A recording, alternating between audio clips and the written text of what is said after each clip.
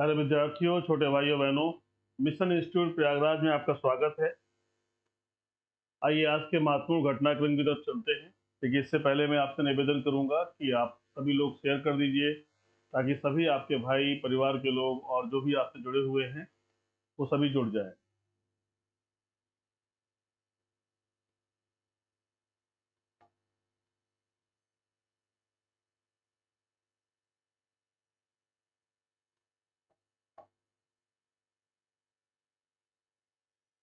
आइए आज की महत्वपूर्ण घटनाओं की तरफ चर्चा करते हैं। प्यारे विद्यार्थियों, आज 5 दिसंबर है और 5 दिसंबर 1657 को शाहजहां के छोटे बेटे मुराद ने खुद को बादशाह घोषित किया था। ध्यान दीजिएगा, शाहजहां के छोटे बेटे मुराद ने खुद को बादशाह घोषित किया था। आज ही का दिन था 1657। 1812 में नेपोलियन बोनापार्ट रूस में भारी पराजय और नुकसान का सामना करने के बाद फ्रांस लौटे। नेपोलियन बोनापार्ट इन्हें कहते हैं लिटिल कारपोरल। Little corporal. 1946 में भारत में होमगार्ड संगठन की स्थापना हुई। आज का दिन था जब होमगार्ड एसोसिएशन बना, होमगार्ड ऑर्गेनाइजेशन बना। होमगार्ड जो है, आप देखते हैं कि ये बहुत जो है सहयोगी संगठन है, और आप अक्सर चौराहों पर इनको देखते होंगे, थानों पर देखते होंगे, और इसका बड़ा पद होता है जिला होमगार्ड कमांडेंट का। उनके अंडर में रहते हुए सारे लोग कार्य करते हैं। हालांकि इनको बहुत नियमित अभी तक नहीं कर पाए हैं, इनकी नियमितीकरण की तमाम प्रक्रियाएं चलती रहती हैं और ये कॉन्ट्रैक्ट बेस पर रहते हैं। इस तरह से इस ऑर्गेनाइजेशन का स्थापना हुई 1950 में। आज 5 दिसंबर के दिन सिक्किम भारत का संरक्षित राज्य बना। संरक्षित राज्य के रूप में सिक्किम आया। 1971 में भारत ने बांग्लादेश को एक देश के रूप में मान्यता दी। आज 5 दिसंबर के दिन भारत ने बांग्लादेश को एक देश के रूप में मान्यता दी। मान्यता दिया जाना, रिकॉग्नाइज किया जाना एक बहुत बड़ी प्रक्रिया है, और जब कोई देश किसी को मान्यता देता है, किसी देश को कि हाँ इस देश का अस्तित्व है, तो वो एक बहुत बड़ी बात होती है। तो ध्यान रखिएगा इस तरह से। 1943 में जापानी हवाई जहाज ने कोलकाता पर बम गिराया। तो ये सारे पॉइंट्स आपके सामने थे जिन्हें आपको ध्यान रखना है। आइए आगे चलते हैं, हम लोग आज की घटनाक्रम से आगे देखते हैं क्या क्या चीजें रही हैं। पहली महत्वपूर्ण खबर, यस बैंक ने शुरुआत तौर पर जेसी फ्लावर्स एआरसी में 9.9% हिस्सेदारी खरीद ली है। लैंडर ने कहा कि उसकी इस एसेट रिकंस्ट्रक्शन कंपनी में और 10% हिस्सेदारी खरीदने की योजना है। यस बैंक की जेसी फ्लावर्स के साथ पार्टनरशिप में इस एआरसी में एक माइनॉरिटी शेयर होल्डर के रूप में रहने की योजना है। यस बैंक मुख्य कारोबार का सहायक होगा। तो यस बैंक के संदर्भ में एक खबर आई है, उसने क्या हिस्सेदारी खरीदी है, याद रखिएगा। यस बैंक परीक्षाओं में पूछे जा सकते हैं, खासतौर से बैंकिंग के लिए अच्छा प्रश्न है, बैंक के लिए। ठीक है, चलिए अगली महत्वपूर्ण घटना की तरफ चलते हैं। क्या हुआ है देश में?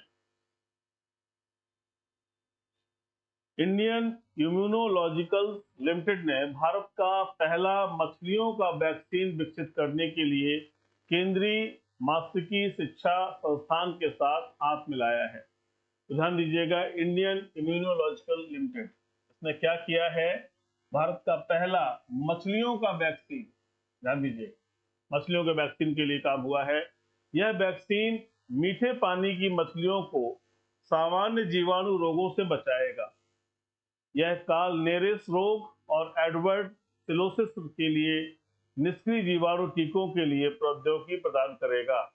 मीठे पानी की मछलियों में दोनों रोग बहुत आम हैं और इन्हें सर्वव्यापी माना जाता है। आईसीएआर, आईसीएआर का मतलब क्या हो गया? Indian council of agriculture research के तहत विभिन्न मात्स्यिकी संस्थानों में से प्रौद्योगिकी हस्तांतरण के साथ आईआईएल टीके और इम्यूनो स्टिमुलेंट विकसित करने की योजना बना रहा है। तो इम्यूनो स्टिमुलेंट बनाने की बात हो रही है, लेकिन यहाँ जो हमारे लिए क्वेश्चन बने हैं, पहला क्वेश्चन तो ये बन रहा है कि मीठे पानी की मछलियां, ध्यान दीजिए, मीठे पानी की मछली के लिए क्या बन रहा है, वैक्सीन बन रही है। वैक्सीन एक पॉइंट हमारे लिए हो गया। दूसरा पॉइंट हमारे लिए है कि कौन से रोग होते हैं, काल नेरिस रोग और एडवर्ड सिलोसिस रोग। ये दो रोगों को नाम याद रखिएगा कि मछलियों में कॉमनली कौन से रोग होते हैं, काल नेरिस रोग होता है और एडवर्ड सिलोसिस रोग होता है। तो ये दो पॉइंट आपके लिए इंपॉर्टेंट हैं और इंडियन इम्यूनोलॉजिकल्स लिमिटेड ने ऐसी पहल की है, इसलिए इस संस्था, इस ऑर्गेनाइजेशन को भी याद रखिएगा। तो ये है मछलियों के संदर्भ में महत्वपूर्ण न्यूज। प्यारे विद्यार्थियों, जिन्होंने अभी तक मिशन इंस्टीट्यूट प्रयागराज के चैनल को सब्सक्राइब नहीं किया है, प्लीज सब्सक्राइब कर लीजिए, बेल आइकन को भी प्रेस कर दीजिए ताकि हमारे द्वारा दी जा रही जानकारी आप तक पहुंच सके, सूचनाएं आप तक पहुंच सके। और अगर हमारी बातें अच्छी लगती हैं और आपको लगता है कि आपके भविष्य निर्माण में सहायक हैं, तो जरूर लाइक करिए, जरूर कमेंट करिए। आइए देखते हैं अगली घटनाक्रम क्या है। केंद्र सरकार ने G20 समूह की भारत की अध्यक्षता के पहले दिन को चिन्हित करने के लिए G20 प्रतीक चिन्ह के साथ देश में 100 स्मारकों को रोशन करने का निर्णय लिया है। इंडोनेशिया में G20 बाली शिखर सम्मेलन के दौरान इंडोनेशिया के राष्ट्रपति जोको विडोडो, ध्यान दीजिएगा, इंडोनेशिया के राष्ट्रपति जोको विडोडो ने सांकेतिक रूप से प्रधानमंत्री मोदी को G20 का अध्यक्ष पद सौंपा था, लेकिन आधिकारिक तौर पर भारत G20 की अध्यक्षता संभालेगा। भारत 1 दिसंबर 2022 से 30 नवंबर 2023 तक G20 की अध्यक्षता करेगा। तो ये आधिकारिक रूप से अब ये घोषणा है, 1 नवंबर 2022 से 30 नवंबर 2023 की अध्यक्षता करने की बात हो रही है। यानी अब G20 का आपका एक क्वेश्चन होगा कि इसका अध्यक्ष कौन बनेगा या अध्यक्षता कौन करेगा, तो आपका हो गया आंसर इंडिया। एक क्वेश्चन तो आपका ये तैयार हो गया कि इसकी अगली अध्यक्षता कौन कर रहा है।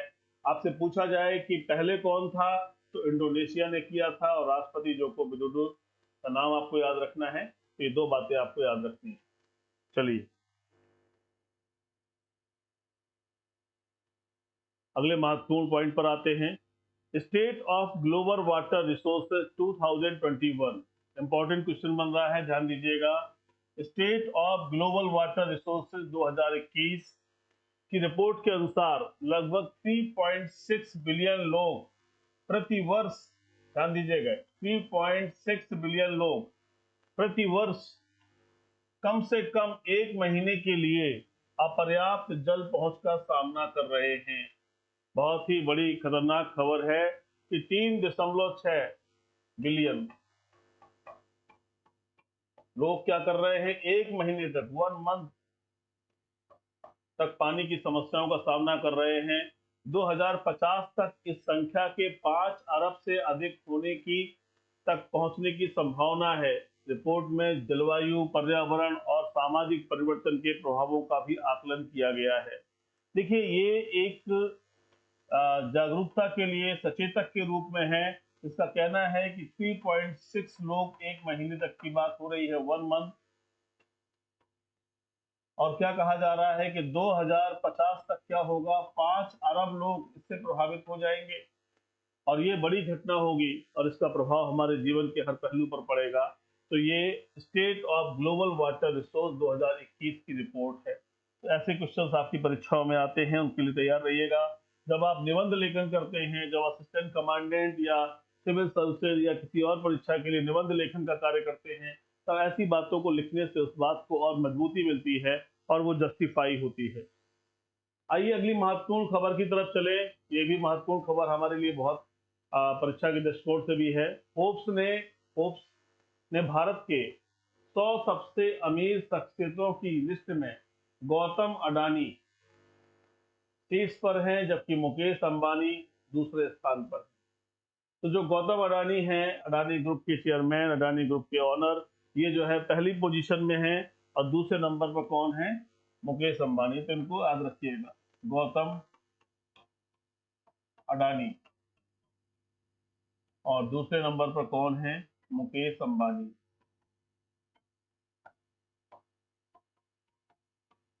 तो ध्यान रखिएगा दोनों के नाम। फोर्ब्स की लिस्ट आई है, 100 लोगों की लिस्ट आई है, तो भारत के जो है सबसे बड़े लोगों की बात हो रही है, विश्व की बात नहीं हो रही है, तो इनको याद रखिएगा। सारे विद्यार्थियों, मिशन इंस्टीट्यूट प्रयागराज के नाम से हमारा चैनल भी है, मिशन इंस्टीट्यूट प्रयागराज के नाम से हमारा एप्लीकेशन भी है, और टेलीग्राम पर भी हमारा चैनल है। तो आप यहाँ से जाकर के हमसे कनेक्ट हो सकते हैं। टेलीग्राम चैनल से आप मैटर कलेक्ट कर सकते हैं। एप्लीकेशन में आपको ऑनलाइन टेस्ट सीरीज का हिस्सा मिलेगा जो निःशुल्क प्रोवाइड की जाने वाली है। एसएससी जीडी के लिए आ रही है, आरओ के लिए आ रही है, इन सभी परीक्षाओं के लिए टेस्ट सीरीज आपको निःशुल्क वहाँ प्रोवाइड होने जा रही है। तो आप उसे जरूर डाउनलोड कर लीजिए, ताकि उससे हमारे आपके संपर्क बने रहेंगे और साथ ही आप परीक्षाओं को दे पाएंगे। घर बैठे आप उन चीज़ों के आंसर्स भी देख सकेंगे। आइए फिलहाल हम लोग यहाँ बात कर रहे हैं। मेरा एक निवेदन और होगा आपसे कि जो भी आप पढ़ रहे हैं, जो भी देख रहे हैं, इनमें जो पॉइंट्स आपको इम्पोर्टेंट लगते हैं, जरूर आप लाइव चैटिंग के दौरान उन्हें अपने हाथ से लिखते रहे, ताकि मस्तिष्क में कहीं अंकित होते रहे। और जब आपके हाथ से भी चीज निकलेगी, सुनेंगे भी और देखेंगे, तो निश्चित रूप से कुछ पक्की होगी, कुछ रेखाएं अंकित होंगी। आइए अगली घटनाक्रम की तरफ देखते हैं। भारत के सबसे बड़े वाणिज्यिक बैंक भारतीय स्टेट बैंक के बोर्ड ने 2022-23 के दौरान इंफ्रास्ट्रक्चर बॉन्ड जारी करके 10,000 करोड़ रुपए जुटाने के प्रस्ताव को मंजूरी दी है। ध्यान दीजिएगा इस बात पर। क्या कहा जा रहा है? भारत के सबसे बड़े वाणिज्यिक बैंक पूछा जाता है कौन है, तो स्टेट बैंक है। उसके बोर्ड ने क्या किया है? 2022-23 के लिए इंफ्रास्ट्रक्चर बॉन्ड जारी करने की बात कही है, और उद्देश्य क्या है? 10,000 करोड़ रुपए जुटाने का प्रस्ताव को मंजूरी दे दी है। बैंक ने कहा कि 2022-23 के दौरान पब्लिक इशू या प्राइवेट प्लेसमेंट के जरिए 10,000 करोड़ रुपए तक के इंफ्रास्ट्रक्चर बॉन्ड जारी करेगा। इंफ्रास्ट्रक्चर सेक्टर की कंपनियों को कर्ज मुहैया कराने में किया जाएगा। तो इंफ्रास्ट्रक्चर का मतलब है कि जो हमारा बेसिक स्ट्रक्चर है, जो इंफ्रा है, उसके संदर्भ में बात हो रही है। तो ध्यान रखिएगा, इंफ्रास्ट्रक्चर बॉन्ड की बात आए तो इंफ्रास्ट्रक्चर बॉन्ड की बात आ रही है, तो क्या कहना है? क्या टारगेट है? 10,000 करोड़, 10,000 करोड़ रुपए, याद रखिएगा। ठीक है, और ये बात ध्यान रखिएगा, भारत के सबसे बड़े वाणिज्यिक बैंक की बोर्ड की ये घोषणा है। इससे जुड़े हुए प्रश्न आते हैं तो तैयार रहना है। आइए अगली महत्वपूर्ण घटनाक्रम की तरफ चलते हैं।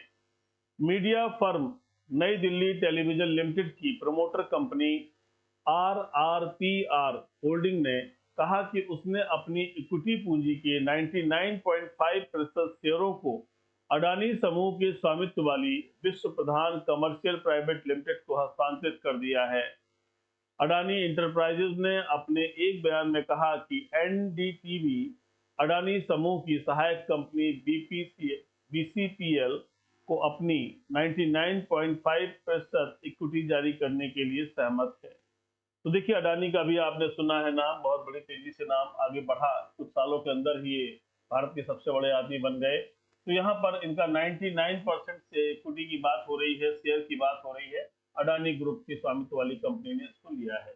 तो ये क्वेश्चन आपके लिए बन सकता है। आज के क्वेश्चन आपकी बैंकिंग जैसी परीक्षाओं के लिए ज्यादा इंपॉर्टेंट दिख रहे हैं।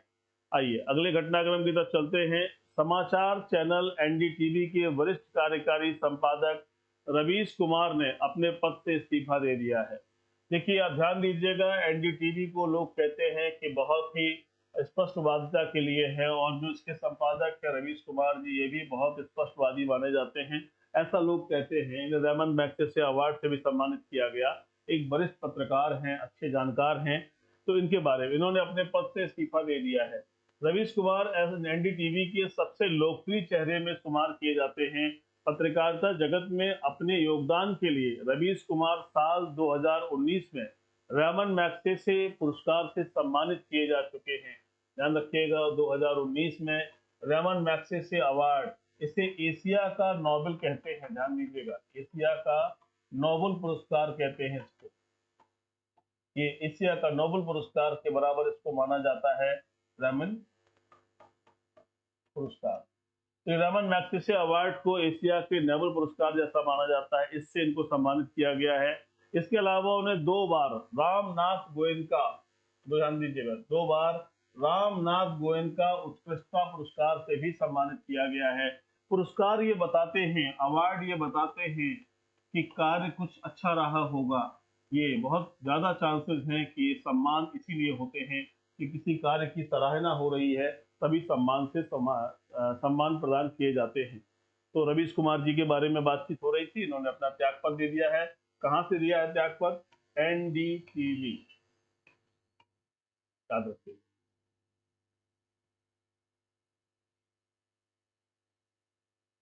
प्यारे विद्यार्थियों, अगले घटनाक्रम में क्या है? नीति आयोग ने कार्बन संकलन, उपयोग और भंडारण नीति के ढांचे और भारत में इसके लागू करने की व्यवस्था शीर्षक से एक अध्ययन रिपोर्ट जारी किया। इस रिपोर्ट में चुनौतीपूर्ण उद्योगों को कार्बन रहित बनाने के माध्यम से उत्सर्जन को कम करने के तरीके के रूप में कार्बन संकलन, उपयोग और भंडारण के महत्व के बारे में पता लगाया गया। देखिए, कार्बन के संकलन, उपयोग और भंडारण, इन सभी चीजों से जो है कहीं ना कहीं हमारे पर्यावरण पर एक नुकसान पहुंचता है और उससे हमारा जो ढांचा है, जो हमारी एक्टिविटी है, जो हमारे क्रियाकलाप है, वो प्रभावित होते हैं।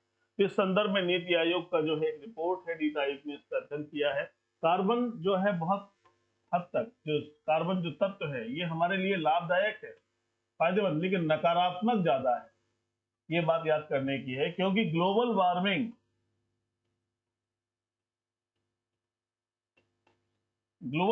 में इस कार्बन तत्व की सबसे बड़ी भूमिका है।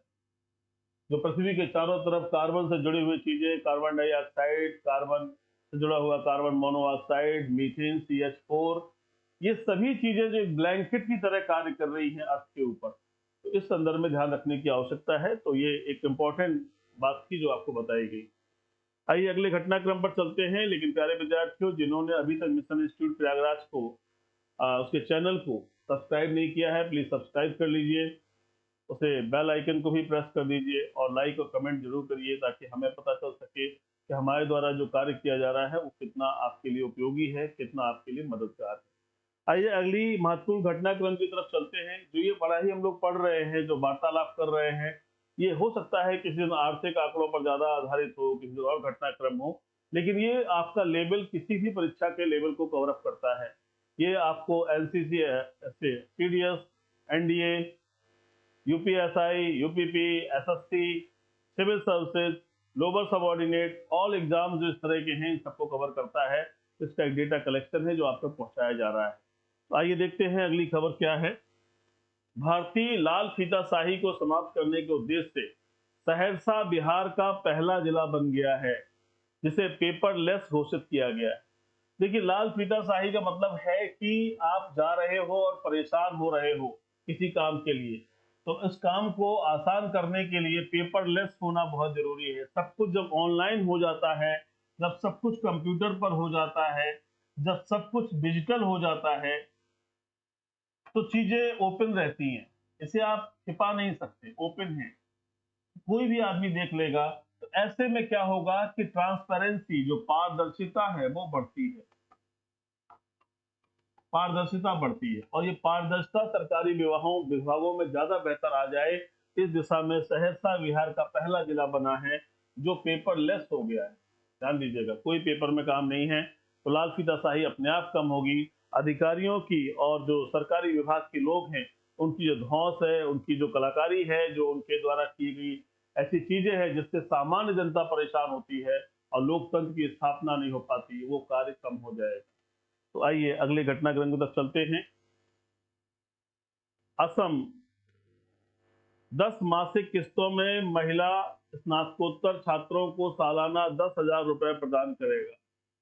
असम 10 मासिक किस्तों में महिला स्नातकोत्तर छात्रों को सालाना 10,000 रुपए प्रदान करेगा। यानी ये एक मासिक किस्त के माध्यम से असम राज्य ऐसी महिलाओं को जो स्नातकोत्तर हैं, जो पीजी कोर्स कर रही हैं, जो पीजी कोर्स कर रही हैं, उनके लिए 10,000 रुपए प्रदान करेगा। ये घोषणा हुई है, याद रखिएगा। तो ये पॉइंट जो ध्यान रखिएगा, है ना। तो इसके बाद हम लोग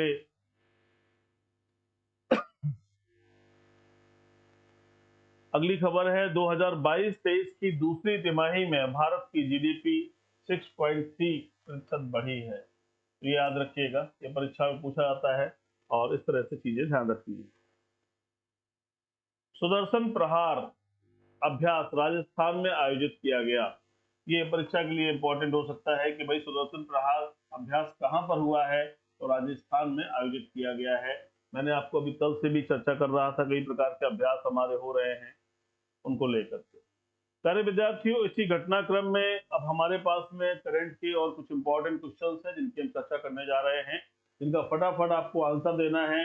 आप चीजों को देख रहे हैं, जो भी आपको समझ में आता है आप उसका आंसर दीजिए। गलत सही होना एक अलग बात है, लेकिन लिखना और बताना अलग बात है, क्योंकि उससे आपको चीजें क्लियर होती है कि मैंने क्या किया, जो मैं कर रहा हूँ वो कहाँ पे गलत हुआ, ये आइडिया लगता है। ज्ञान की कोई सीमा नहीं है, इसलिए हमें प्रयास करना चाहिए। अगला क्वेश्चन है आपका, पहला क्वेश्चन आया है, अंतरराष्ट्रीय स्वयं सेवक दिवस हर साल कब मनाया जाता है? International volunteer day celebrated every year.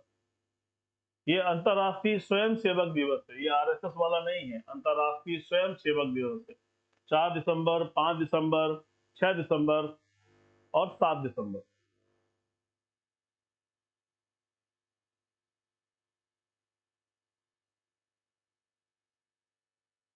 सारे विद्यार्थियों, इसका सही आंसर है 5 दिसंबर। ये आज ही के दिन मनाया जाता है, 5 दिसंबर को ही ध्यान रखिएगा। ठीक है, आइए अगले महत्वपूर्ण प्रश्न की तरफ चलते हैं। अंतर्राष्ट्रीय स्वयंसेवक दिवस हर 5 दिसंबर को मनाया जाता है। हर साल 5 दिसंबर को मनाते हैं इसे। इस दिवस को सर्वप्रथम संयुक्त राष्ट्र महासभा द्वारा 1986 में मनाया गया था। अब यहाँ पर ये आपके लिए याद करने के लिए आवश्यक बात हो गई है कि पहली बार यूनाइटेड नेशन ने इसे कब मनाया था। उत्तर हो जाएगा 1986 में मनाया था। इस दिवस को मनाने का मुख्य उद्देश्य है किसी भी राष्ट्र तथा वहां के लोगों का आर्थिक एवं सामाजिक विकास। अंतर्राष्ट्रीय स्वयं सेवक विकास अंतर्राष्ट्रीय स्वयं सेवक दिवस संगठन से जुड़े लोगों को अंतर्राष्ट्रीय, राष्ट्रीय तथा क्षेत्रीय स्तर पर सेवा के माध्यम से अपनी पहचान बनाने का अवसर प्रदान करना। तो दो बातें आपके लिए हो गई जिनको याद करना है। पहली बात तो ये है कि अंतर्राष्ट्रीय स्वयं सेवक दिवस कब मनाया जाता है, तो हर साल 5 दिसंबर को मनाया जाता है। कब से मनाया जाना शुरू हुआ है, तो 1986 में मनाया गया है। और किसके द्वारा मनाया गया है? यूएनओ के द्वारा मनाया गया है, तो इसको याद रखिएगा। ठीक है, आइए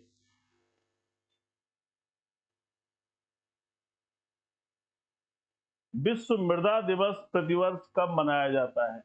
विश्व मृदा दिवस, world soil day celebrated every year. 5 दिसंबर को, 6 दिसंबर को, 7 दिसंबर को, 8 दिसंबर को। बहुत अच्छा प्रश्न है, बताइए अगर आपको आता है तो ठीक है, नहीं तो मैं आपको बता ही रहा हूं। इसका सही आंसर है 5 दिसंबर। 5 दिसंबर। ये प्लीज आप हर चीज को लिखते रहा करिए। लिखते रहने से क्या होता है कि चीजें दिमाग में अंकित होती है। ठीक है, बात को ध्यान रखिएगा, तो अंकित होती है। हर साल 5 दिसंबर को अंतर्राष्ट्रीय स्तर पर विश्व मृदा दिवस मनाया जाता है। इसका मुख्य उद्देश्य लोगों को स्वस्थ मिट्टी के महत्व के बारे में जागरूक करना है। जीवन को बनाए रखने वाली मिट्टी विभिन्न मात्राओं में मिश्रित कार्बनिक पदार्थों, खनिजों व अन्य यौगिकों से मिलकर बनती है। तो देखिए उद्देश्य क्या है? उद्देश्य है कि लोगों को स्वस्थ मिट्टी के महत्व के बारे में जागरूक करना।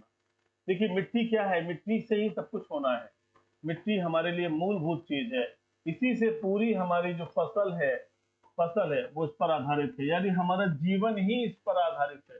तो अगर मिट्टी स्वस्थ नहीं होगी यानी उसमें सभी आवश्यक खनिज, लवण,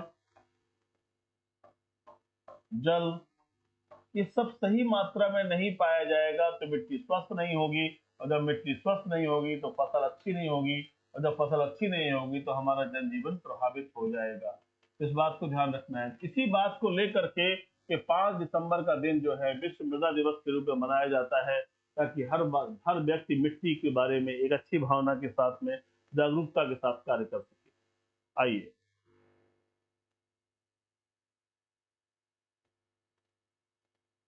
अगला महत्वपूर्ण प्रश्न है आपका।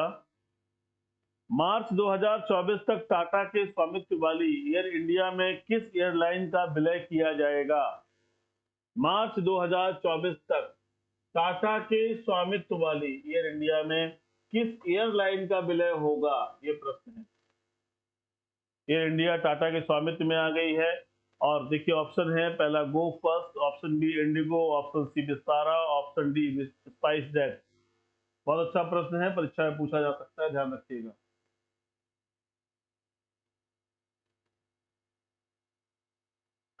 सारे विद्यार्थियों, इसका सही आंसर है विस्तारा, सी। विस्तारा का विलय किया जाएगा, इसको ध्यान रखिएगा।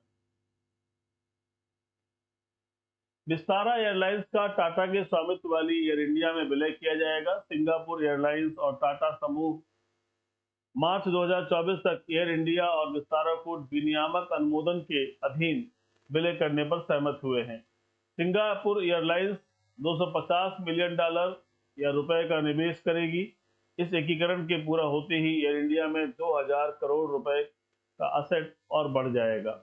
तो ध्यान रखिएगा, आपसे पूछा जा सकता है कि विस्तारा एयरलाइंस का विलय किसमें हो रहा है, तो उत्तर हो जाएगा टाटा के स्वामित्व वाली एयर इंडिया में हो रहा है। ठीक है, इस बात को याद रखेंगे तो अच्छा रहेगा। सारे विद्यार्थियों, मेरा मानना है कि अगर हम निरंतर प्रयास करते हैं, पढ़ते हैं, लगे रहते हैं, तो उसके परिणाम सकारात्मक आते हैं। करत करत अभ्यास के जड़मत होत सुजान। तो ये बात है, इसका मतलब है कि चाहे हमारी ईश्वर ने हमें जो भी दिया है, जड़मति, जड़मति का मतलब हमारी बुद्धि, हमारा जो बौद्धिक लेवल है, हो सकता है बहुत अच्छा ना हो। ऐसा भी कई बार लोगों को महसूस होता है कि वो याद करते हैं, परेशान होते हैं, लेकिन फिर भी चीजें नहीं होती है, दिक्कतें होती हैं उन्हें। तो क्या कहा गया है, करत करत अभ्यास से जड़मत हो सुजान। यानी अगर हम रेगुलर प्रैक्टिस करते हैं, रोज पढ़ते हैं, रोज चीजों को देखते हैं, तो चाहे जैसी मानसिक स्थिति हो, चीजें याद होती है, तैयार होती है, और वही चीजें हमें सफलता प्रदान करती है। हारने से नहीं, प्रयास करने से, लड़ने से चीजें होंगी। जीतने के लिए लड़ना होता है, जीतने के लिए संघर्ष करना होता है, जीतने के लिए पूरे प्रयास करने होते हैं, और ये सब कुछ मन से करना होता है, ये सब कुछ होशो हवास से करना होता है, सब कुछ विश्वास के साथ करना होता है।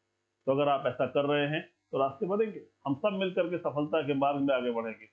मिशन प्रयोग नहीं परिणाम है, सपनों की उड़ान है। एक सोच के साथ मैं काम कर रहा हूँ। आइए अगले क्वेश्चन की तरफ चलते हैं। क्वेश्चन नंबर 4 पर आ जाइए। अच्छा प्रश्न है आपके लिए, इस बार परीक्षा में आपको मिलना चाहिए। हाल ही में किस देश के ग्रेट बैरियर रीफ को विश्व धरोहर के रूप में सूचीबद्ध किया गया है? किस देश के ग्रेट बैरियर रीफ को विश्व धरोहर सूची में सूचीबद्ध किया गया है? Option A New Zealand, option B Australia, option C France, option D America. बहुत अच्छा प्रश्न है, फटाफट बताइए।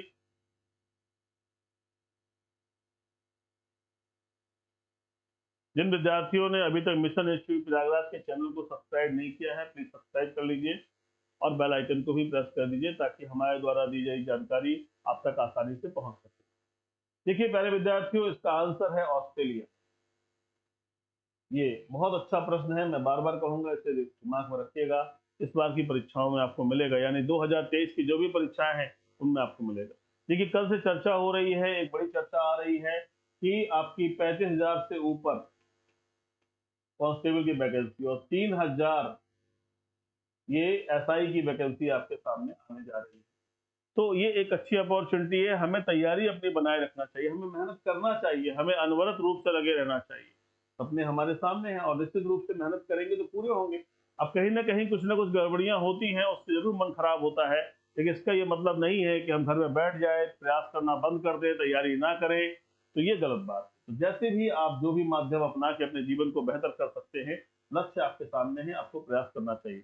मिशन इंस्टीट्यूट बराबर आपके साथ खड़ा है, हमेशा खड़ा रहेगा। आइए देखते हैं अगले घटनाक्रम। ऑस्ट्रेलिया के ग्रेट बैरियर रीफ को विश्व विरासत स्थल के रूप में सूचीबद्ध किया गया है। दुनिया का सबसे बड़ा प्रवाल भित्ति पारिस्थितिकी तंत्र जलवायु परिवर्तन और महासागरों के गर्म होने से काफी प्रभावित हुआ है। ऑस्ट्रेलिया की हाल ही में चुनी गई सरकार ने रीफ की रक्षा के लिए आने वाले वर्षों में 1.2 बिलियन डॉलर खर्च करने का संकल्प लिया है।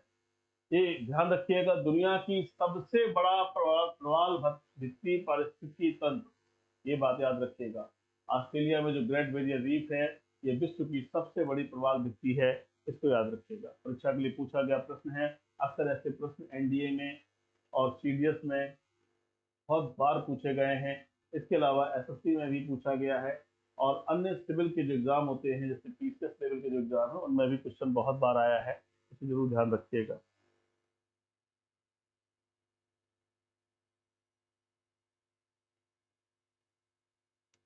अगला क्वेश्चन है, प्रधानमंत्री टीबी मुक्त भारत अभियान के तहत निक्षय मित्र पहल का एम्बेसडर किसे नामित किया गया है? ये टीबी मुक्त भारत अभियान, प्रधानमंत्री टीबी मुक्त भारत अभियान के तहत निक्षय मित्र पहल, एक क्वेश्चन कल मैंने आपसे डिस्कस किया था, फिर रिपीट हो रहा है। एम्बेसडर किसे नामित किया गया है? इस बार की परीक्षा में इंपॉर्टेंट रहेगा। Option A Neeraj Chopra, option B Amitabh Bachchan, option C PV Sindhu, option D Deepa Malik. फटाफट जवाब दीजिए। आपने जानकारी है, आपको मैं चर्चा कर चुका हूं, डिटेल में बात हो चुकी है।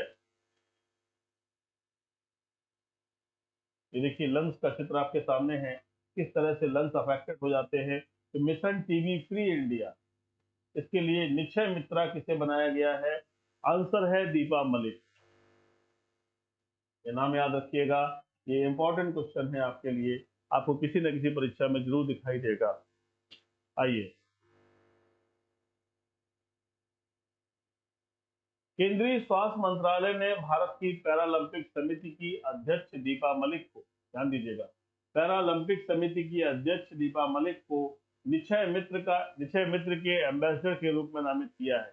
निक्षय मित्र पहल टीबी पीड़ित रोगियों को पोषण, अतिरिक्त निदान एवं व्यवसायिक सहायता के 3 स्तरों पर सहायता प्रदान करने का प्रयास करती है। उन्होंने निक्षय मित्र के रूप में स्वयं 5 टीबी रोगियों को गोद लिया है। तो ध्यान रखिएगा, इनका नाम भारत की पैरालंपिक समिति की अध्यक्ष दीपा मलिक जी को जो है निक्षय मित्र घोषित किया गया है। और उसका उद्देश्य क्या है कि टीबी एक रोग है, टीबी को, जिससे पूरे लंग्स, हमारे फेफड़े प्रभावित हो जाते हैं, इसके संदर्भ में इनको ब्रांड एम्बेसडर बनाया गया है। आइए अगले क्वेश्चन की तरफ चलते हैं। सारे विद्यार्थियों, मिशन इंस्टीट्यूट में 6 तारीख से एक यूपीएसआई के लिए, एसएससी के लिए और यूपीपी के लिए स्पेशल बैच आ रहा है, जिसके टाइमिंग्स अलग अलग हैं। मॉर्निंग सेशन में 8 बजे से यूपीएसआई का बैच आ रहा है, 9 बजे से एसएससी का आ रहा है, और शाम के समय 3 बजे से यूपीपी का बैच आ रहा है। तो जो भी विद्यार्थी ऑफलाइन कक्षाओं के लिए इच्छुक है, वो संस्थाएं संपर्क कर सकते हैं। 3 दिन की निःशुल्क क्लास चल रही है, इसके माध्यम से अगर उन्हें समझ में आती हैं चीजें तो उनका मिशन में स्वागत है। आइए अगले क्वेश्चन की तरफ चलते हैं। अगला क्वेश्चन क्या है? यूपी की पहली महिला पुलिस आयुक्त के रूप में किसे नियुक्त किया गया है? बहुत अच्छा क्वेश्चन है। Who has been appointed as the first women police commissioner of UP? Option A Sujata Singh, option B Neera Rawat, option C Lakshmi Singh, option D Niti Dwivedi. बहुत अच्छा क्वेश्चन है इस बार का। पहली महिला पुलिस कमिश्नर कौन बनी है? First women police commissioner. बहुत अच्छा प्रश्न है, फटाफट जवाब दीजिए, आपको आता होगा, निश्चित रूप से जानकारी होगी। देखिए इसका सही आंसर है लक्ष्मी सिंह। ये क्वेश्चन आपकी परीक्षा के लिए इंपॉर्टेंट है। मैं करंट अफेयर के साथ साथ कुछ इंपॉर्टेंट क्वेश्चंस भी ला रहा हूं, और एक आध दिन के अंदर एक श्रृंखला प्रारंभ होने जा रही है, जिसमें आपको निश्चित रूप से बहुत मदद मिलेगी। आपने जो पढ़ रखा है उसमें कुछ ना कुछ इनहेंस होगा, कुछ बेहतर होगा, और उसमें मदद आपको मिलेगी। तो आइए देखें, ये लक्ष्मी सिंह, एक क्वेश्चन बहुत इंपॉर्टेंट है, पहला है इसलिए बहुत ज्यादा इंपॉर्टेंट है, और महिला है, पहली महिला है कमिश्नर, याद रखिएगा। उत्तर प्रदेश सरकार ने आईपीएस अधिकारी लक्ष्मी सिंह को गौतम बुद्ध नगर, ध्यान दीजिएगा, गौतम बुद्ध नगर पुलिस प्रमुख के रूप में नियुक्त किया है। इस नियुक्ति के साथ लक्ष्मी सिंह उत्तर प्रदेश में पुलिस आयुक्तालय की प्रमुख बनने वाली पहली महिला अधिकारी बन गई है। तो ये बात, इनका नाम याद रखिएगा, लक्ष्मी सिंह जी कहाँ बनी है? गौतम बुद्ध नगर में बनी है। और इस तरह से बातें ध्यान रखना है। प्यारे विद्यार्थियों, अगला इंपॉर्टेंट क्वेश्चन आपके सामने आ गया है। पुरुषों के विश्व कप खेल में पहली महिला रेफरी कौन बनी है? फटाफट ध्यान दीजिए। Who became the first women to referee a men's world cup game?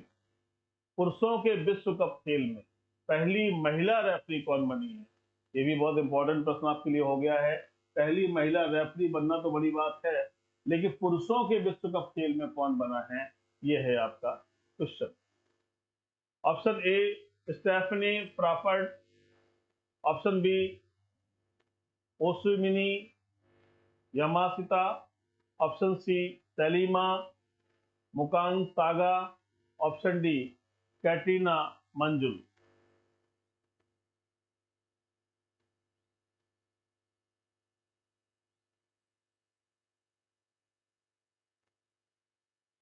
प्यारे विद्यार्थियों, इसका सही आंसर है ऑप्शन ए, स्टेफनी फ्रापर्ड। याद रखिएगा, स्टेफनी फ्रापर्ड, ये नाम याद रखिएगा, ये परीक्षा के लिए इंपॉर्टेंट हो गया। मैं सभी उन बातों का संकलन कर रहा हूँ जो आपके लिए उपयोगी हैं, जो आपकी परीक्षा में मदद कर रही हैं, तो प्लीज ध्यान दीजिएगा।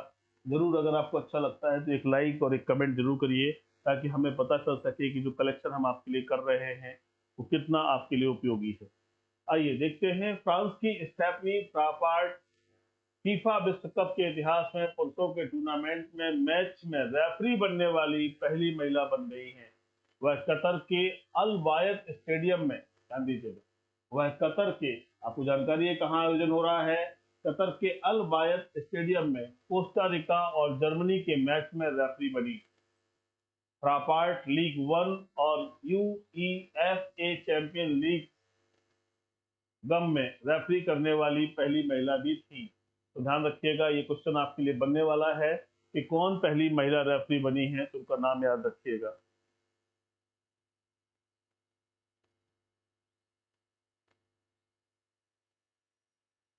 क्वेश्चन नंबर 8, हाल ही में किस कंपनी ने मुंबई की धारावी पुनर्विकास परियोजना की 5069 5069 करोड़ की बोली जीती है?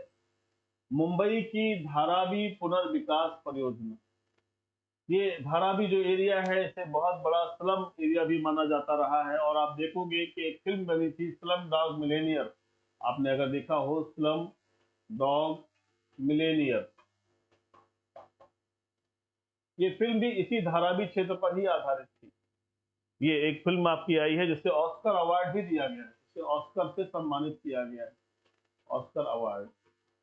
तो ये मुंबई की धारावी पुनर्विकास परियोजना की जो 5069 या 5069 करोड़ की बोली किसने जीती है, किस कंपनी ने? Option A Tata group, option B Aditya Birla group, option C DLF, option D Adani group. बहुत अच्छा प्रश्न है और आप जानते हैं इसका उत्तर, क्योंकि सारी चीजें आपके सामने क्लियर है। इसका देखिए आंसर है आपका अडानी ग्रुप। आप देख रहे हैं अडानी ग्रुप बहुत तेजी से उभरा है, भारत में नंबर वन, फोर्ब्स की लिस्टिंग में भारत में नंबर वन पे आ गए हैं, बहुत बड़े उद्योगपति हैं।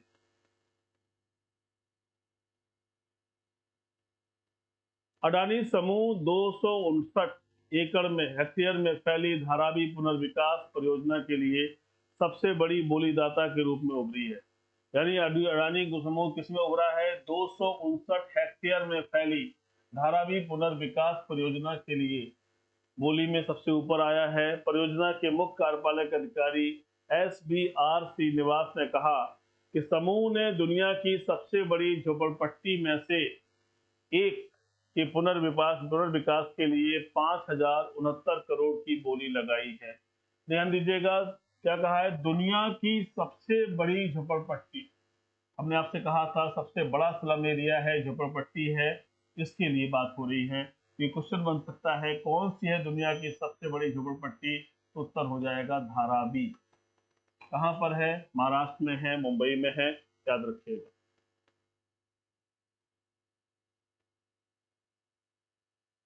क्वेश्चन नंबर 9, वैज्ञानिकों ने किस देश में बर्फ में दबे 48,500 साल पुराने जाम्बी वायरस को पुनर्जीवित किया है?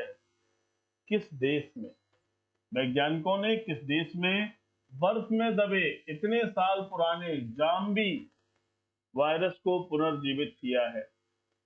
Zombie virus, option A Georgia, option B Russia, option C Denmark, option D Iceland. यानी कहां पर दबा था, किस देश में बर्फ में दबा था, प्रश्न ये है।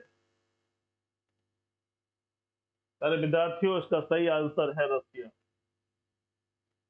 रसिया में दबा हुआ पाया गया, ये ध्यान रखिएगा, अच्छा प्रश्न है, परीक्षा में पूछा जा सकता है। जाम्बी वायरस, नाम ध्यान रखिएगा क्या है? जाम्बी वायरस, ये नाम, ठीक है।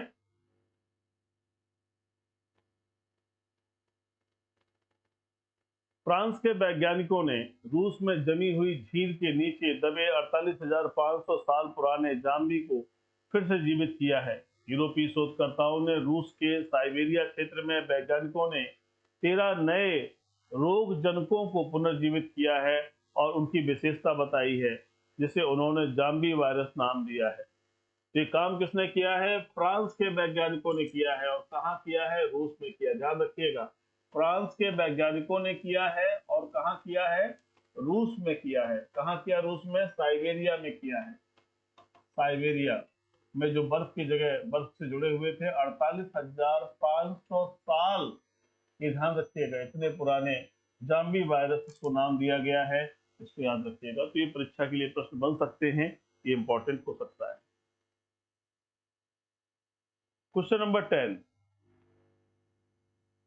भारतीय कला और संस्कृति के संदर्भ में भावगीत किस राज्य से संबंधित है? In the context of Indian art and culture, Bhavgeet is related to which state? Option A Uttarakhand, option B Uttar Pradesh, option C Gujarat, option D Karnataka. तो आपका आंसर भी यहीं से दिख जा रहा है, इसलिए आप तो तैयार हो गए होंगे कि पढ़ते क्या है। इसका आंसर है कर्नाटक। भाव, भाव जीवन में बहुत महत्वपूर्ण भूमिका निभाते हैं। भाव कैसा है? भाव अच्छा है, भाव बुरा है, भाव बुरा है। और ये बात कैसे मालूम चलती है? ये हमारे फेस से मालूम चलती है, फेस से, हमारे एक्सप्रेशन से, हमारी अभिव्यक्ति से पता चलता है कि हमारा भाव कैसा है। मुंह बना हुआ है, इसका मतलब है भाव अच्छा नहीं है। मुंह को आकृति विकृति में परिवर्तित है, इसका मतलब भाव अच्छा नहीं है। मुंह में, चेहरे में खुशी है, इसका मतलब भाव अच्छा है। तो चेहरे को देख करके, भाव भंगिमा को देख करके हम अनुमान कर लेते हैं। तो भावगीत के संदर्भ में आप ध्यान रखिएगा, इसका आंसर है कर्नाटक। भावगीत कर्नाटक के सबसे महत्वपूर्ण लोक संगीत में से हैं। भावगीत का शाब्दिक अर्थ होता है अभिव्यक्ति का संगीत, अभिव्यक्ति का संगीत। ठीक है, ध्यान दीजिएगा, म्यूजिक ऑफ एक्सप्रेशन। इसलिए गायक की अभिव्यक्ति संगीत के इस रूप को सबसे महत्वपूर्ण पहलू माना गया है। इस संगीत रूप की विषय वस्तु प्रकृति, प्रेम, दर्शन आदि से संबंधित है। समकालीन संगीतकारों और गायकों ने प्रख्यात कन्नड़ लेखकों और कवियों द्वारा लिखी गई कविताओं को शामिल करके इसे पुनर्जीवित किया है। तो हमने आपको पहले ही बताया कि ये क्या है? अभिव्यक्ति का संगीत है, ये म्यूजिक ऑफ एक्सप्रेशन है, हमारी अभिव्यक्ति। और अभिव्यक्ति कैसी? हमारी विषय वस्तु है प्रकृति, प्रेम, दर्शन। ये जीवन के बहुत महत्वपूर्ण चीजें होती हैं और इनसे हमारी अभिव्यक्ति होती है, हमारे भाव प्रकट होते हैं। तो आइए हम लोग आगे चलते हैं और देखते हैं अगले महत्वपूर्ण प्रश्न की तरफ। बहुत अच्छा प्रश्न है, परीक्षाओं में पूछा गया प्रश्न है, फटाफट बताइएगा। क्वेश्चन नंबर 11, एग्रोस्टोलॉजी किसका अध्ययन है? एग्रोस्टोलॉजी किसका अध्ययन? फटाफट बताइए। हालांकि मैंने आपको देखने के लिए, समझने के लिए चित्रों का भी प्रदर्शन किया है, ताकि आप उनके माध्यम से देख के समझ सकें। ये देखिए, ग्रास, घास से जुड़ा हुआ विज्ञान है, इसे कहते हैं घास का विज्ञान, घास का विज्ञान, science of grass, agrostology. Clear हो रहा है? आइए फटाफट नेक्स्ट क्वेश्चन पर आते हैं। परीक्षाओं के लिए जो महत्वपूर्ण प्रश्न है वो कौन से हैं? देखिए, बहुत अच्छा प्रश्न है, इसका उत्तर आपसे अपेक्षित करूंगा कि आप इसका जरूर जवाब देंगे। प्रश्न को गौर से देखिएगा और जवाब दीजिए। भारत का सबसे पुराना तेल क्षेत्र किस क्षेत्र में है? Option A Haldia, Bombay high, Neli, Neyveli और Digboi.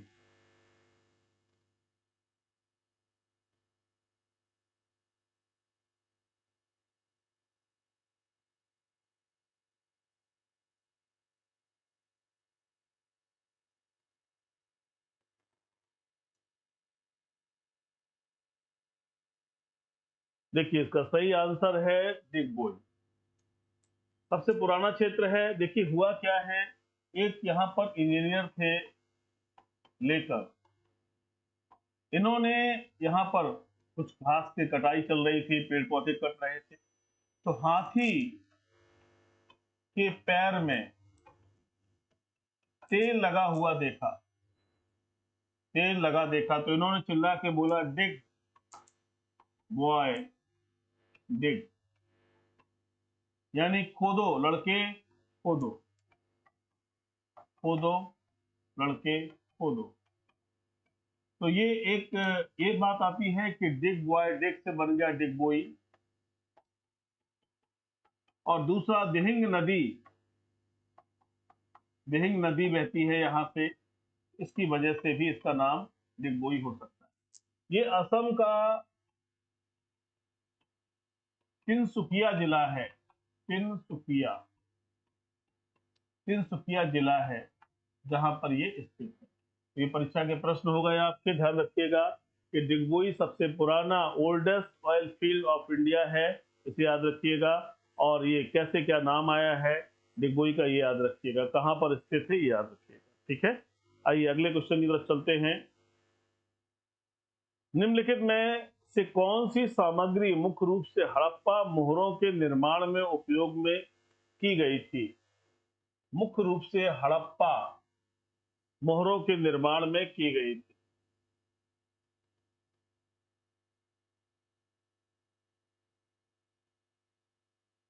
Option A terracotta, option B bronze, option C copper, option D iron.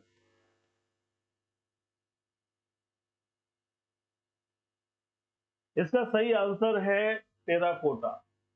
Terracotta क्या है? जैसे पकी हुई मिट्टी। टेराकोटा एक लैटिन वर्ड है। टेराकोटा एक लैटिन शब्द है जिसका मतलब है पकी हुई मिट्टी। इस पकी हुई मिट्टी, इससे बहुत सारे मृदभांड बनाए गए, आप देखते होंगे। मृदभांड बनाए गए, तमाम मूर्तियां बनाई गई, तमाम मोहरें बनाई गई, सब मिली है हड़प्पा से हमें। तो ये क्या है? टेराकोटा इसका आंसर है, इसे याद रखिएगा कि इसके निर्माण में उपयोग की गई।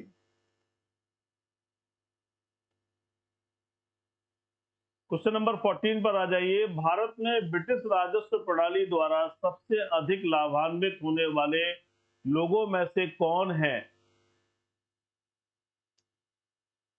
Who among the following benefited most by the British revenue system in India? Option A फसली, ऑप्शन बी किसानों, ऑप्शन सी जमींदार, ऑप्शन डी कृषि श्रम। तो क्या आंसर है? फटाफट जवाब देना है, बताइए।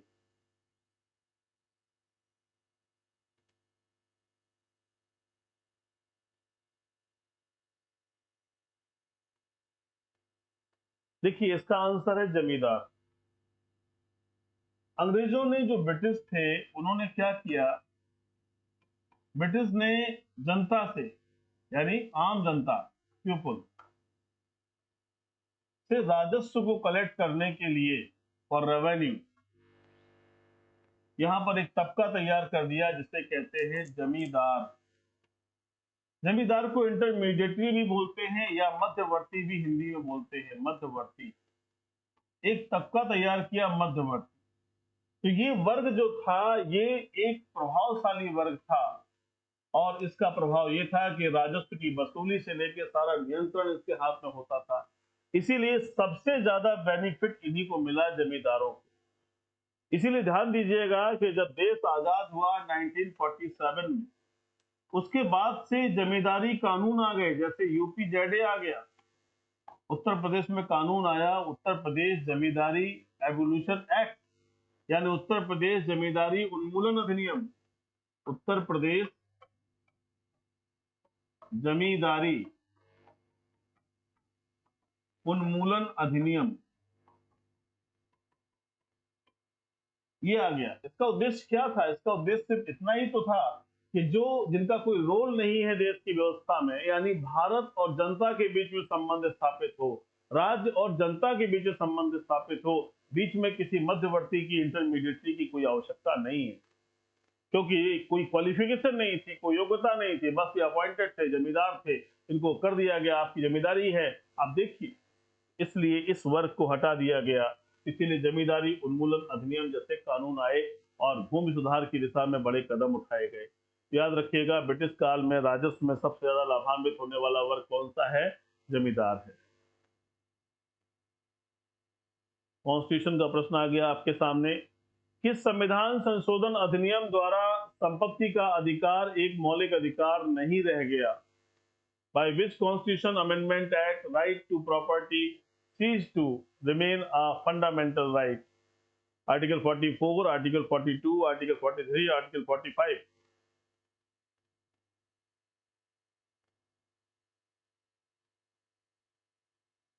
बहुत कॉमन क्वेश्चन है, आपको बहुत बार पता है। 44वां संविधान संशोधन अधिनियम 1978। 44, ध्यान रखिएगा, 44 कॉन्स्टिट्यूशनल अमेंडमेंट एक्ट 1978। इसके द्वारा ही जो है क्या किया गया, संपत्ति के अधिकार को हटा दिया गया और आर्टिकल 300 ए,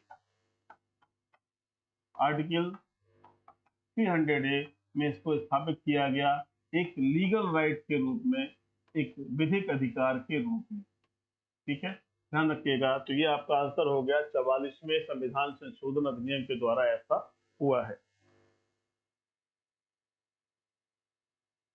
शुरू में कितने मौलिक अधिकार प्रदान किए गए थे? बहुत कॉमन क्वेश्चन है और विद्यार्थियों से अक्सर गलती हो जाती है। How many fundamental rights were granted initially? आप जानते हैं, देखिए इसका सही आंसर है 7। 7 प्रकार के मौलिक अधिकार हमको प्रदान किए गए थे। लेकिन फिर वही 44वें कॉन्स्टिट्यूशनल अमेंडमेंट एक्ट 1978 के द्वारा जो संपत्ति का अधिकार है, संपत्ति का मूल अधिकार उसे हटा दिया गया। उसे क्या किया गया? हटा दिया गया और उसे क्या बना दिया गया? 300 ए में अभी आपने देखा है कुछ दिन पहले, एक लीगल राइट बना दिया गया। याद रखिएगा। तो पहले मूलतः थे 7, अब कितने बचे हैं? 6 प्रकार के बचे हैं, 6 प्रकार। तो पूछा जाए कि मूलतः कितने थे, तो 7 प्रकार के थे। अब कितने बचे? 6 प्रकार के बचे। किससे क्या हुआ? 44वें से हटाया गया। किस सन के संशोधन से? 78 से हटाया गया। क्या बना दिया गया? तो उसे विधिक अधिकार बना दिया गया। कहाँ रख दिया गया? तो अनुच्छेद 300 का में रख दिया गया। इसी तरह के प्रश्न आपकी परीक्षाओं में आए हैं, इस पे याद रखिएगा।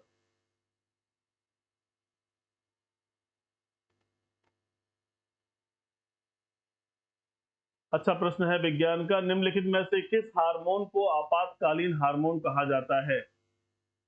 Which of the following hormone is called the emergency hormone?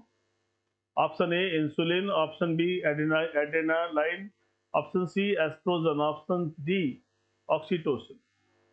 पहला है इंसुलिन, दूसरा है एड्रेनालाइन, तीसरा है एस्ट्रोजन और चौथा है ऑक्सीटोसिन।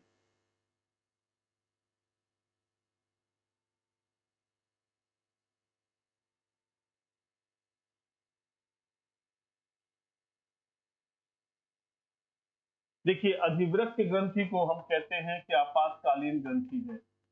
अधिवृक्क ग्रंथि को हम कहते हैं कि यह आपातकालीन ग्रंथि है, आपातकालीन ग्रंथि है।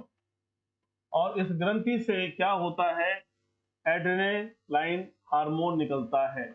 ये हार्मोन कब निकलता है? जब तनाव होता है, कोई टेंशन होता है, जब कोई मानसिक स्थिति खराब होती है, जब मानसिक स्थिति खराब होती है या कोई आपातकालीन स्थिति होती है, आपातकालीन स्थिति होती है, तो ये हार्मोन निकलता है। तो इसे ध्यान रखने की जरूरत है कि अधिवृक्क ग्रंथि से ये हार्मोन निकलता है। ये परीक्षा के लिए इंपॉर्टेंट हो सकता है।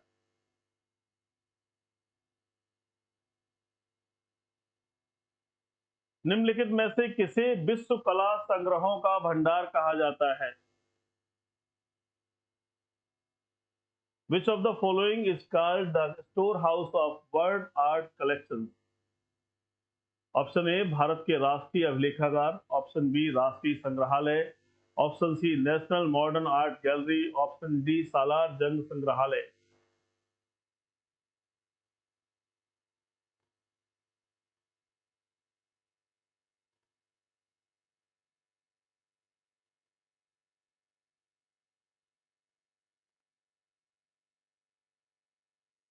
प्यारे विद्यार्थियों, इसका आंसर है सालार जंग संग्रहालय।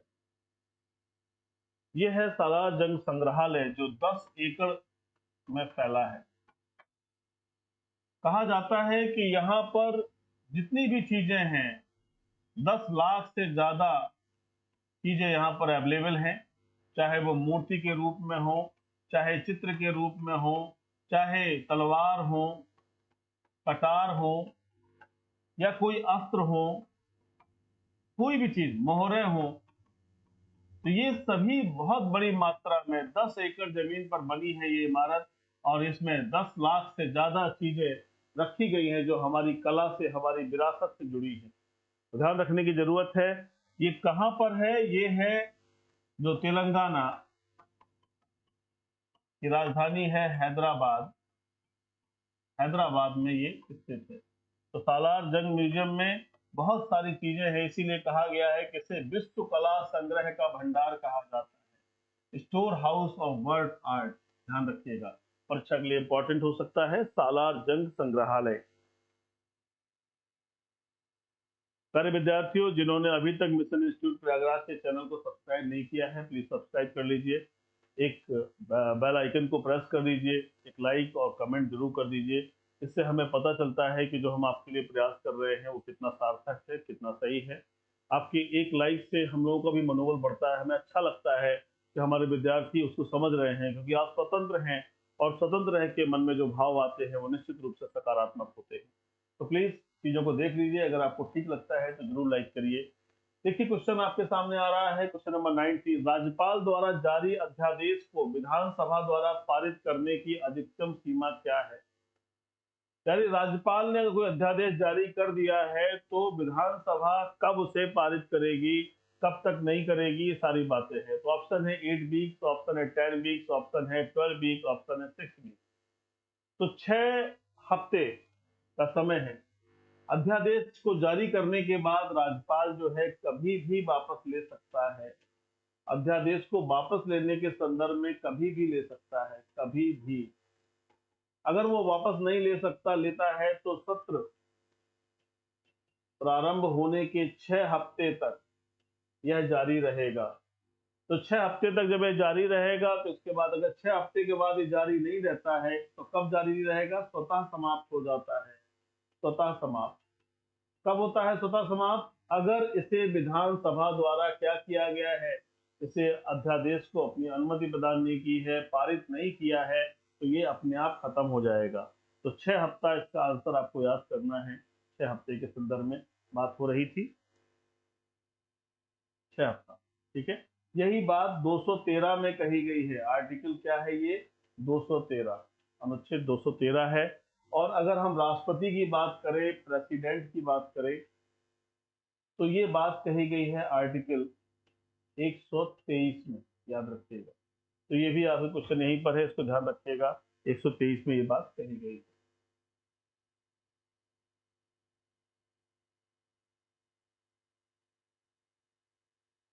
अच्छा प्रश्न आपके सामने आया है, गिर वन किसके लिए प्रसिद्ध है? इसके हो गया है, इसको करना है किसके, ध्यान दीजिए, किसके। ठीक है, ऑप्शन ए सिंह अभ्यारण्य, ऑप्शन बी हिरण का उद्यान, ऑप्शन सी बाघ अभ्यारण्य, ऑप्शन डी मगरमच्छ पार्क। हमने आपको चित्र के माध्यम से दिखा दिया है ना। तो ये जो है किसके लिए फेमस है? ये है सिंह अभ्यारण्य के लिए। कहा जाता है कि ये एकमात्र स्थान है, एकमात्र है जहां पर सिंह के लिए प्रॉपरली सारी चीजें हैं। ये जूनागढ़ से काफी नजदीक है, जूनागढ़ गुजरात, गुजरात में ये गिर अभ्यारण्य है, जहां पर सिंह के प्राकृतिक आवास और सिंह के लिए संरक्षण किया जा रहा है। इस बात को याद रखना है आपको, है ना। ये 1965 में, 1965 में स्थापित किया गया था, ये भी आपको याद रखना है। इस तरह से ये गिर वन सिंह के लिए प्रसिद्ध है, एशियाई शेर के लिए प्रसिद्ध है। सारे विद्यार्थियों, मिशन इंस्टीट्यूट प्रयागराज प्रतिदिन कुछ ना कुछ आपके लिए नया लेकर आता है। हमारी कोशिश होती है कि हम आपको अच्छी चीजें और अच्छी जानकारी दे सके, ताकि विद्यार्थी के जीवन में हम कहीं मददगार साबित हो सके। ये प्रयास मैं निरंतर जारी रखना चाहता हूँ। अगर आप मेरी इन बातों से सहमत हो तो जरूर मुझे बताइए कमेंट में कि जो मेरा प्रयास है वो कितना सार्थक है और किस तरह से मुझे और करना चाहिए, उसके बारे में भी आप बता सकते हैं, क्योंकि मैं भी जानना चाहता हूँ कि विद्यार्थियों की क्या इच्छाएं होती है। अगर आपके भविष्य निर्माण में हम सहायक होंगे तो मुझे लगेगा कि मेरा जीवन सार्थक हुआ, मेरे प्रयास सार्थक हुए और कहीं ना कहीं हम आपके लिए लाभदायक साबित हुए।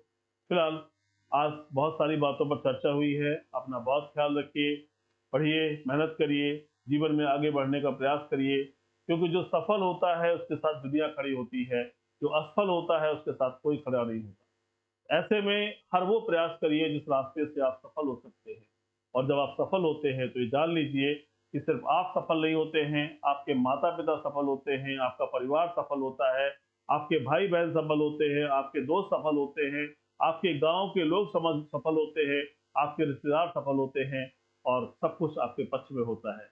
लेकिन जब आप असफल होते हैं, तो इसका उल्टा होता है कि आप ही असफल होते हैं और आपका परिवार असफल होता है और ये सारे लोग भी कहीं न कहीं असफल हो जाते हैं। तो निश्चित रूप से मेहनत करिए, सफलता के लिए प्रयास करिए, ईश्वर आपको सद्बुद्धि दे, जीवन के मार्ग में आगे बढ़िए, अपना ख्याल रखिए। जय हिंद।